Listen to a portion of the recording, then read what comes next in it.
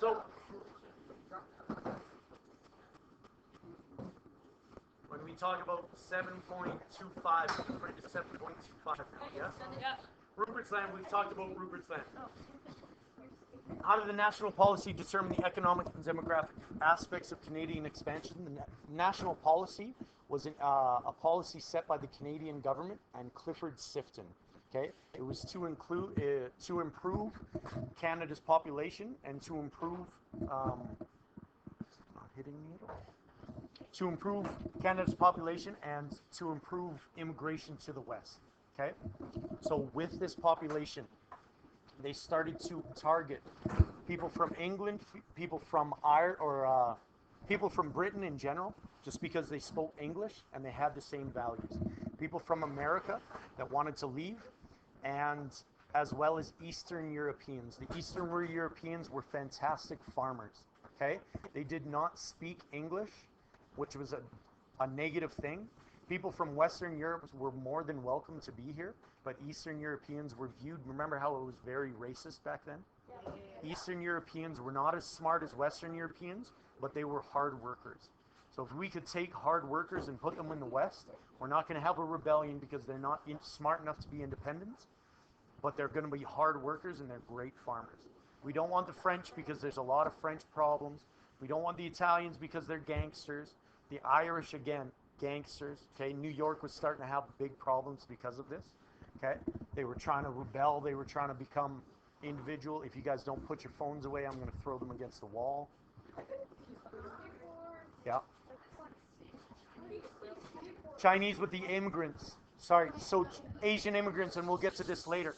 Okay, Asian immigrants were big for the railway primarily. They also came over for the gold rush. Okay, so the gold rush was big, and then the railway was bigger. The problem with the immigrants was that Eastern Europeans were at least white. Western Europeans were white people. Asians are Asian. They're not white at all. So they're halfway between slaves and white people. And that's actually what they viewed. They're not black, but they're different colors. So they were okay to kill. They were okay to send into the mountains with nitroglycerin.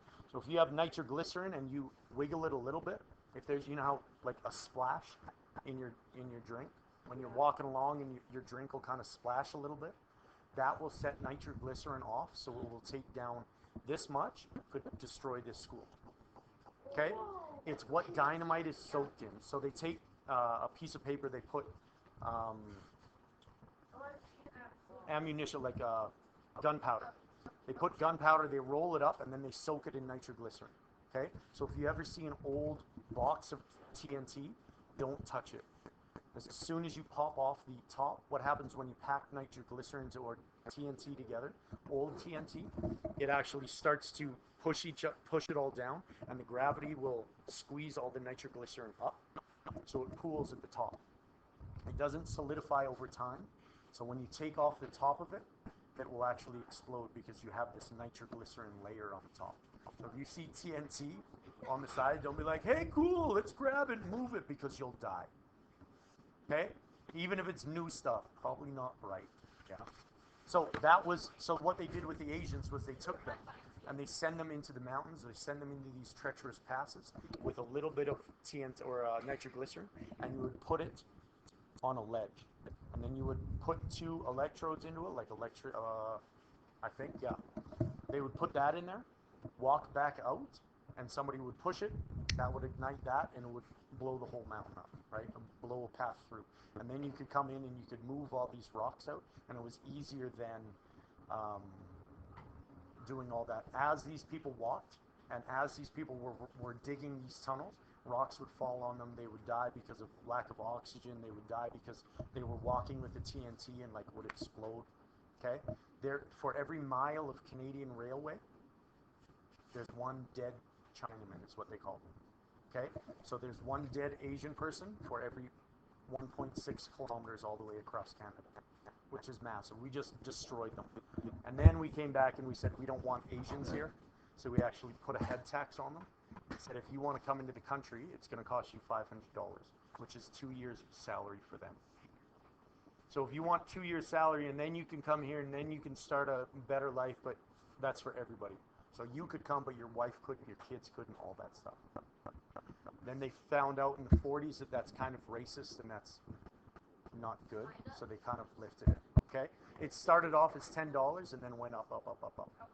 They did not give this to the Eastern Europeans. Okay, so national policy targeted Eastern Europeans because they were hard workers, targeted English people, and they targeted English speakers like Americans and British. It also used tariffs, which is a tax, to protect our industry. Alex, if you want to touch men, do it at the recess bell. Don't do it in my class. If you want to touch women, don't do it in my class. Don't touch other people. Okay? Now, when you're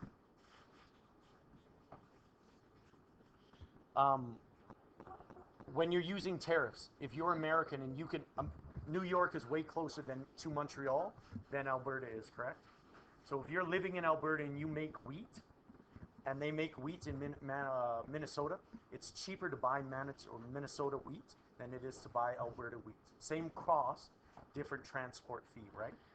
So it's going to cost more to buy Alberta wheat. So if it's going to cost more to buy Alberta wheat, nobody's going to produce Alberta wheat, which doesn't help the farming, which doesn't help us settle the West, which means that when America moves in, they have the claim that nobody's here. This isn't your land. This is nobody's land. So America can take it. So it was really important for Canada to settle the West. So they brought in all these immigrants. They put tariffs on American goods so that Canadians would buy other Canadian goods. So we protected our industry with tariffs. Okay? Yeah. Tariffs? Yes. Softwood lumber. Okay? They're usually just called taxes. When we make a car, if you buy shoes are a perfect example. You guys buy shoes, correct? Okay, how much are they in the States? They're like 40% of what the cost is in Canada because of taxes.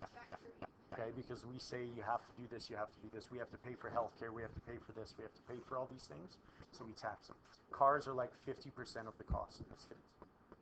So you can get a very good used car for $6,000. It would go for like $17,000, maybe 12, but yeah. Okay.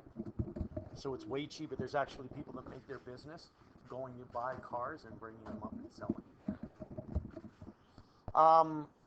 So that talks about the national policy and how it determined the economic demographic aspects of the Canadian culture. It also helped with the railway. Okay, that was part of the national policy to connect the nation as one nation using the railway, which leads us to that Asian immigrants, which we've already talked about. Okay, Asian immigrants, when they stayed, because when they were done building the railway, they didn't just go home, they stayed here in Canada. They started to bond together, and that was what is known as Chinatowns, just like the Eastern Europeans. If you speak Italian, you want to surround yourself with a whole bunch of Italians. So we have a whole bunch of Ukrainian towns, we have German towns, we have Polish towns, we have all those towns around Alberta and Saskatchewan because of the farming and the national policy that happened 150 years ago, 115 years ago. Okay? Changing demographics resulting from Clifford Sifton's immigration policies affected the collective identity of Francophones in communities across Western Europe. It helped them and hurt them.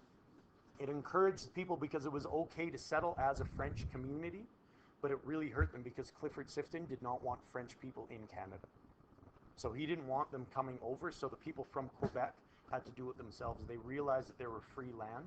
There were posters advertising free land, but there was none in French, none in Quebec. We would rather have Eastern European than Quebecois in the West. That's what Clifford Sifton was saying, okay? So it really alienated them and made them realize that if we're going to do this, we have to fight for our French rights. We have to fight for our Catholic schools. We have to fight for all these things. We can't just take it for granted because it's in our Constitution. It will always be a fight.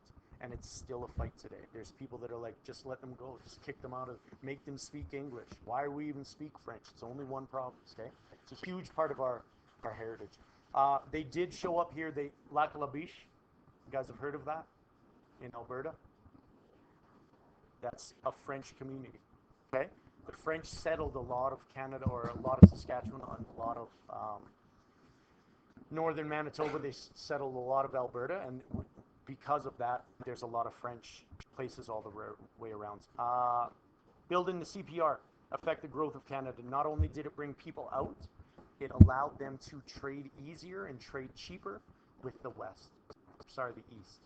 Because we could make grain in the West and ship it to the East, we could now there's now a market. We don't have to put it onto a wagon and try to truck it across, okay?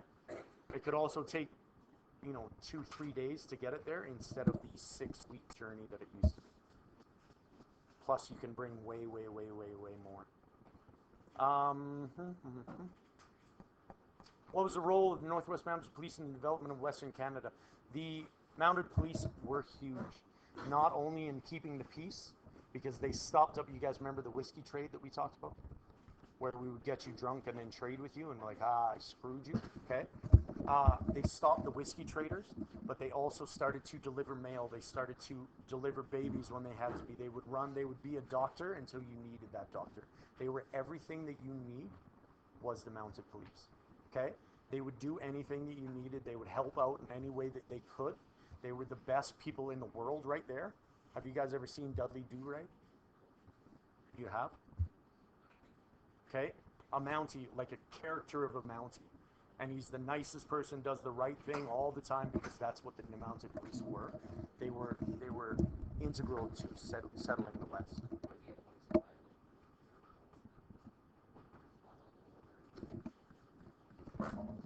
They were a police force, so they would you would apply to be a Mounted Police. So you'd have to learn how to ride a horse. You'd have to learn when you see them do that circle at the Stampede and all those different tricks. Those are actually like formational tricks, so that it works better. If you're running in a circle, it's harder to hit. Plus, you can whip spears and arrows and shot, and you can shoot, and you can it isolates people. Plus, keeps everybody else out. There's a whole bunch of different military techniques, but that's what they're doing. It's not just like look at how well we control our horse.